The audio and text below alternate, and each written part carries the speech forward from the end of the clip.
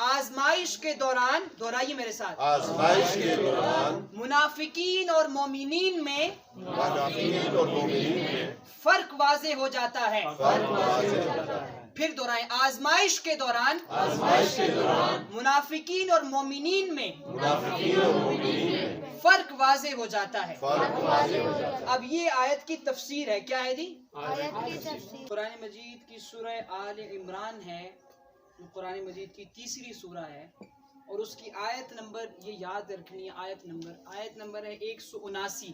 کون سی آیت ہے جی؟ 179۔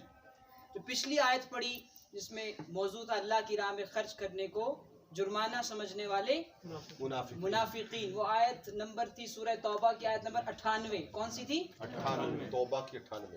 اور یہ آل عمران کی 179۔ کون سی ہے؟ آل عمران سورت کی 179۔ موضوع آپ کو یاد رہنا چاہیے، آزمائش کے دوران مومنین اور منافقین میں فرق واضح ہو جاتا ہے۔ اس کا مطلب یہ ہے کہ جب آزمائشیں آتی ہیں تو اس میں مومن اور منافق کا جو فرق ہے وہ اللہ پاک واضح فرما دیتا ہے۔ اب آیت پڑھتے ہیں، ترجمہ پڑھتے ہیں اس کا۔ اللہ پاک نے فرمایا، اور اللہ مسلمانوں کو ہرگز اس حال پر نہیں چھوڑے گا، اور اللہ مسلمانوں کو ہرگز اس حال پہ نہیں چھوڑے گا جس پر تم اس وقت تک نہ ہو جاؤ کہ جب تک وہ ناپاک کو پاک سے جدا نہ کرتے۔ سبحان اللہ، سبحان اللہ۔ یعنی یہ بات ہو رہی مسلمانوں کی، کس کی ہو رہی ہے؟ مسلمانوں۔ پتہ یہ چلا مسلمانوں میں بھی پاک اور ناپاک موجود ہیں۔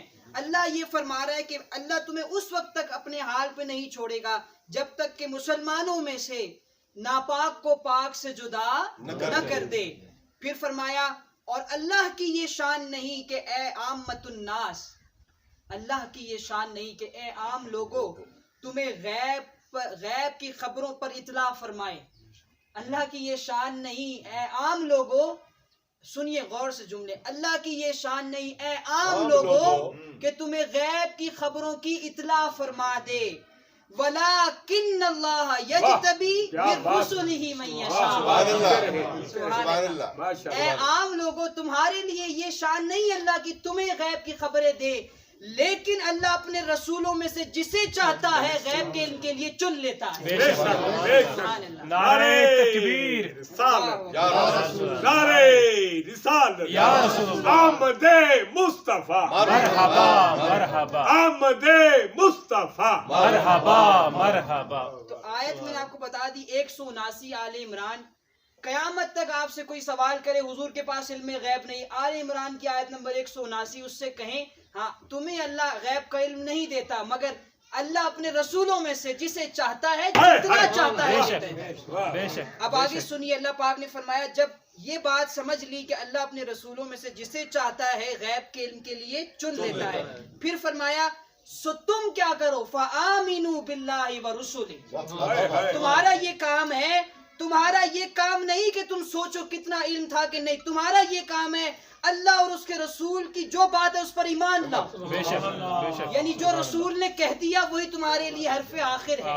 بے شک یعنی رسول نے کہہ دیا کہ آج جنگ کرنے جانا ہے، منافقین یہ سوچتے تھے نہیں کیا پتہ مر جائیں، جو رسول پر ایمان لاتے تھے وہ کہتے تھے نہیں یہ حق ہے۔ بے شک پھر فرمایا صلح حدیبیہ کرنی ہے، بہت سے صحابہ کے ذہن میں سوال ہے صلح کیوں کرنی ہے، لیکن صحابی رسول وہی ہیں، ایمان کی ٹیسٹ وہاں پر ہوتا ہے کہ رسول نے جو کہہ دیا وہ حق ہے، اس پر ایمان لانا۔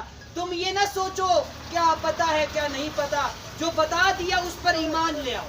بے شک یہ مسلمانوں کو کہا جا رہا ہے، یہ کس کو کہا جا رہا ہے؟ مسلمانوں کو۔ آگے سنیے، وَإِن تُؤْمِنُوا وَتَتَّقُوا فَلَكُمْ أَجْرٌ عَظِيمٌ، کہ اگر تم ایمان لے آؤ جو رسول نے بات کی اور پھر تقوی اختیار کرو، کیا اختیار کرو؟ تو پھر تمہارے لیے اللہ کی بارگاہ میں بڑا اجر و ثواب ہے۔ بے شک سبحان بے اللہ۔ شک۔ یہ آیت اس کے دو پہلو تھے، پہلا پہلو تھا آزمائش کے دوران مومنین اور منافقین میں فرق واضح ہو جاتا ہے، اس میں ہم نے یہ پڑھا کہ اللہ پاک آزمائشیں اس لیے بھیجتا ہے دوستان محترم کہ اللہ کی یہ منشا ہے کہ اللہ یہ دیکھے کہ کون ان آزمائشوں کے باوجود میری راہ پہ چلنے والا ہے اور کون ان آزمائشوں کے بعد میرا رستہ بھول کر دنیا پرستی میں مبتلا ہو جاتا ہے۔ تو یہ جو آزمائشیں آتی ہیں اس لیے آتی ہیں تاکہ اللہ پاک یہ صفیں آپس میں جدا کر دے مومن کون ہے اور منافق کون ہے. اور دوسرا پہلو آیت کا وہ عقیدہ علم غیب سے متعلق کہ اللہ رب العزت رسولوں میں سے جسے چاہتا ہے اور جتنا چاہتا ہے علم غیب کے لیے چن لیتا ہے. اور ہمارا یہ کام ہے بطور مسلمان کہ آقا علیہ السلام نے جو فرما دیا وہی ہمارے لیے حق ہے. حضور نے فرمایا یہ خیر ہے. خیر کی یہ تعریف نہیں کہ یہ اچھی چیز ہے. خیر وہ ہر چیز وہ خیر ہے جس کو حضور نے اختیار فرما لیا, اور ہر وہ چیز بدی ہے جس کو حضور نے ترک فرما دیا. یہ بدی اور خیر کی تعریف